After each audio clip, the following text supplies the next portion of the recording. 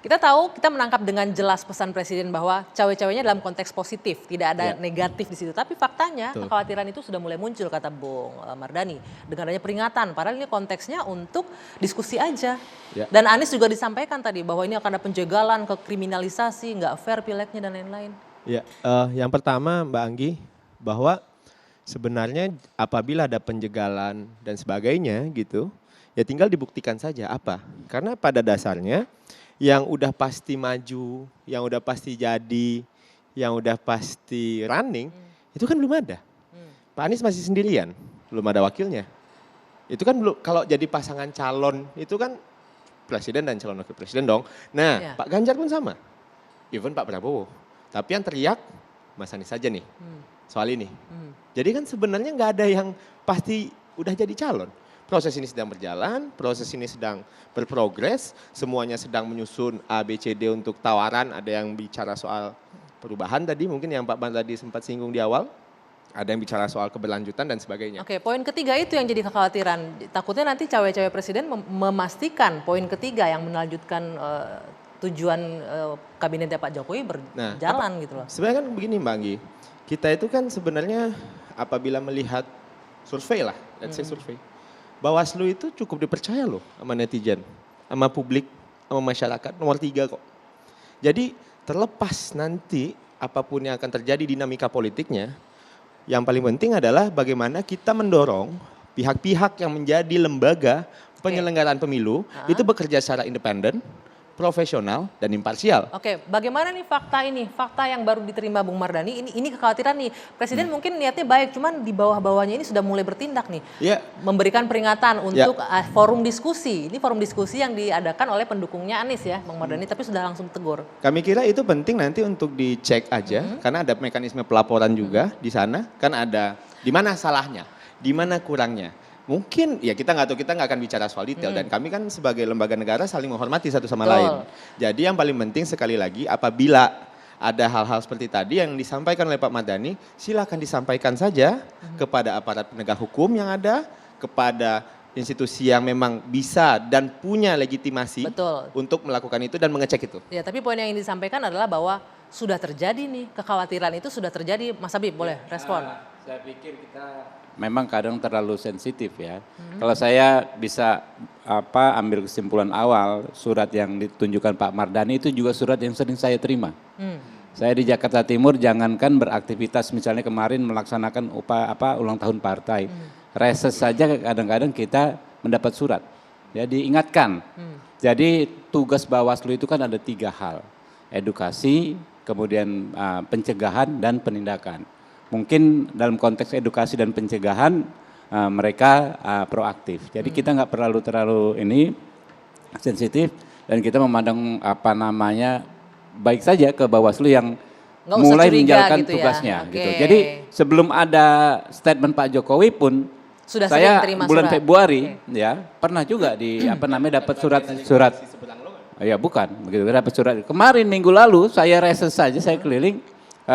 Diketahui akan jadwal sekian, diingatkan Pak Habib nggak boleh begini. Saya tahu Bapak reses, tetapi nggak boleh ada ini mengajak, memilih dan lain sebagainya. Oke, Bang Mardhani jangan terlalu sensitif, nanti dijawab tapi ya nanti ditanggapi. Kita jeda dulu, Dua Sisi akan kembali sesaat lagi.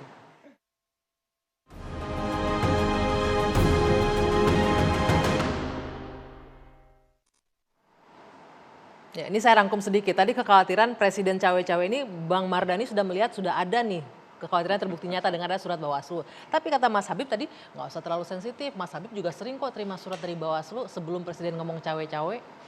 Iya, kalau surat Bawaslu nomor 2. Tapi kata cawe-cawe itu sendiri sangat berbahaya. Saya tetap mengatakan sangat berbahaya. Karena Presiden itu bukan cuma kepala pemerintahan, tapi juga kepala negara.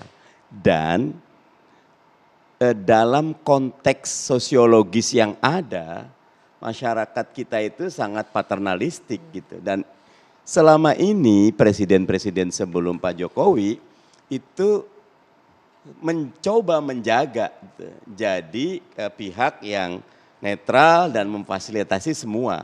Saya lagi pikir gitu, akan sangat baik, Pak Jokowi kan orang Jawa ya.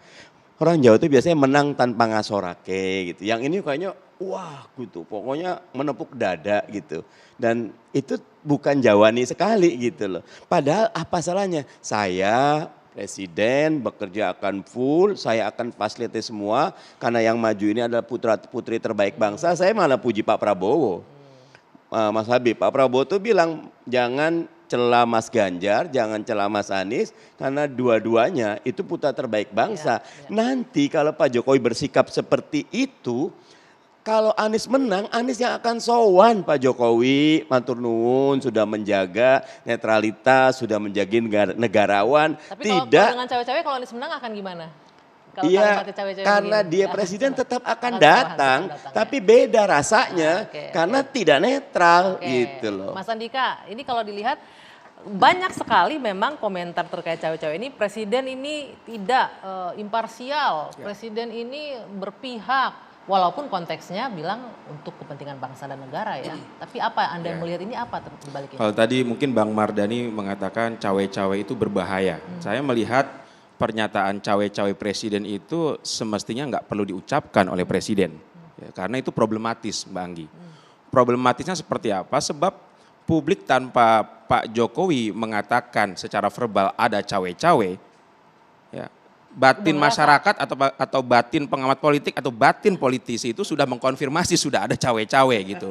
Jadi sebenarnya dengan diucapkan itu semakin membuat Mengkonfirmasi polemik, ini ya, problematis. Jadi kalau saya jadi Mas Faldo, saya akan membisiki kepada Pak Jokowi, Pak nggak usah ngomong cawe-cawe gitu, karena ini juga nggak perlu diverbalkan. Panik nggak panik Itu nggak ya, waktu Pak pertama Jokowi itu, ngomong Bang. itu panik nggak? Anak buah. Tapi Ya. implikasinya apa? Kemudian dampaknya apa nih? Tapi kan walaupun dia bilang ini untuk kepentingan bangsa kok nggak usah. Ya dampaknya Ini resah kepentingan yang masyarakat mana, ya. begitu. Dampaknya masyarakat resah yang selama ini menduga-duga ini kayaknya lingkaran istana bermain nih dalam dinamika pilpres. Ketika Pak Jokowi mengatakan ada cawe-cawe ya semakin terkonfirmasi meskipun diiringi dengan kata demi bangsa dan negara. Apa tadi yang ketiga Bang Mardhani dengan melanjutkan agenda-agenda yang baik.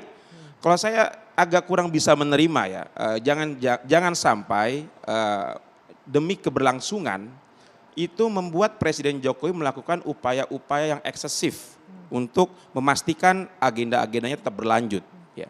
Nah, Tapi kalau agendanya baik nggak apa-apa dong ya dilanjutkan. tentu itu tidak ada masalah Mbak. Tetapi dalam konteks demokrasi elektoral kita harus kembali kepada prinsip dasarnya bahwa demokrasi elektoral, kontrak politik antara presiden dengan masyarakat itu 5 tahunan. Artinya ide dan visi Pak Jokowi itu hanya berlaku sampai dengan 2024 gitu. Jadi jangan sampai juga semangat Pak Jokowi yang baik untuk memastikan agenda-agenda politik itu berlanjut, kebijakan itu berlanjut, menyandra pemimpin-pemimpin selanjutnya tidak memiliki visi. Nah ini yang saya khawatirkan gitu. Jadi ruang kreativitas yang semestinya lahir dari presiden baru tersandra gara-gara Pak Jokowi yang terlalu eksesif memastikan harus berlanjut semuanya. Ini satu hal yang Kontraproduktif harus akhirnya, Mas Habib. diantisipasi.